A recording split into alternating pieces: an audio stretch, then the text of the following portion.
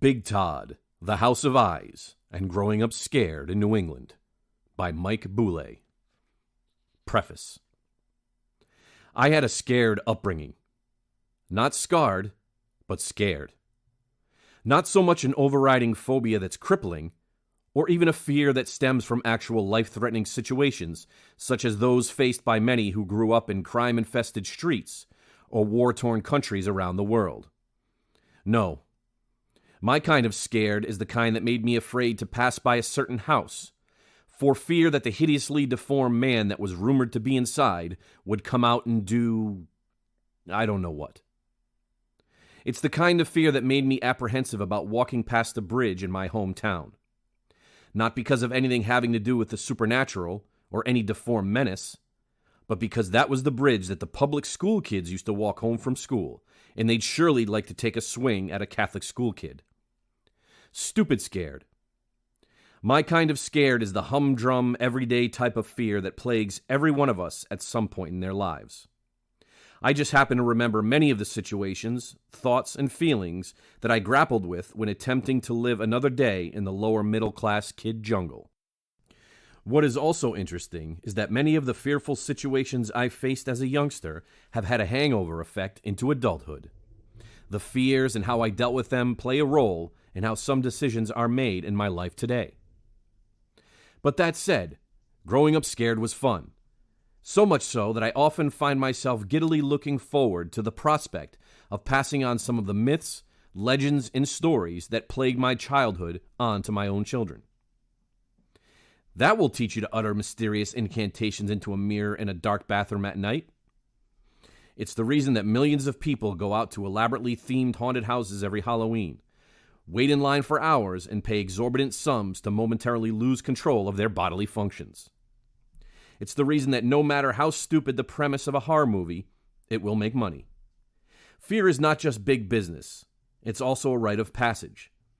People feel accomplished when they experience a frightful encounter and live to tell the tale. And that's the most important part, the telling of the story. Stories are what make up the basis for many fears that people encounter, and these tales take on greater significance when you hear them as a young person. These stories especially rang true when told by an elder or authority figure. If Uncle Jimbo says that the graveyard is haunted by the ghost of a dead clown, it must be true. The purpose of this book is not to provide scientific evidence regarding fear, or even to explain why things are scary. It is simply a collection of stories.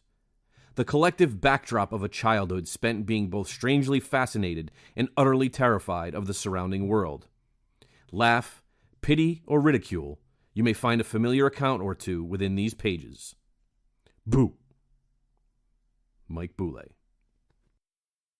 Chapter 1. Growing Up Scared. One of my life's most illustrative experiences regarding fear came when I was not afraid. Well, at first, anyway. I'd been a United States Marine for more than 3 years, and during that time had faced several fear-inducing situations. Thankfully, experience, training, and the support of comrades in arms gets people through those situations. But this was different. I had been a member of the Special Reaction Team for only a short time. I had been through the arduous selection process, intense formal school, and on-the-job training that all SRT members must endure to earn a spot on the team. Responding to high-risk situations, the SRT is called upon to resolve law enforcement situations that require specialized tactics. But through all of the training, I don't remember being actually scared of anything, as if it was not even a consideration. But one day I will never forget. The subject of fear made an unwelcome appearance. Our team had been called upon to make a dynamic building entry on a barricaded subject that may have had hostages. It was a situation familiar to all such tactical units, as this type of situation could not be easily undertaken by patrol officers. We had geared up, looked at the blueprints, and ready to make entry. Interior tactics such as were required by the mission were rehearsed hundreds, if not thousands of times before, so that each member of the entry element knew which direction was his responsibility, how to move based on the person in front of him, which windows he would cover upon approach, and a myriad of other details essential to mission success.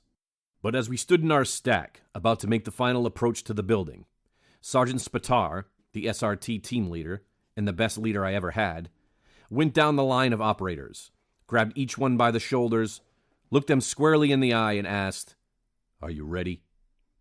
He was looking for something, a speckle of fear, an indication that this person was not ready to undertake this mission, and a final chance to send that person back to the rear, as any indication of hesitancy or trepidation could mean the difference between life and death. As he made his way to me, I remember thinking, well, damn, I wasn't afraid. But now, why was he asking? Did I miss something? Thankfully, Sergeant Spatar did not send me out of the stack, and even more thankfully, the barricaded subjects surrendered before we made entry. But the lesson I learned that day about fear has stayed with me. In the end, everyone has fear, but it is in the way we confront that fear and overcome it that is the true measure of a person. Fear is a funny thing. It's an emotion that we cannot hide despite our best efforts. It is evident in our words, actions, expressions, attitude, and general physical appearance. In many ways, we seek to avoid situations that cause fear, but on the other hand, actively seek them out at other times in our lives. Fear confronts each of us on a daily basis, and we all handle it differently. Many of the lessons we learn regarding fear come to us from childhood experiences, both good and bad, that teach us coping skills. For some, peeing in one's pants is a coping skill. For others, concentrating on what has to be done and placing fear aside is another. Often the situations that cause us fear are damn funny. Sometimes they are not. But altogether they make us who we are, why we do what we do, and give others a chance to laugh at us periodically.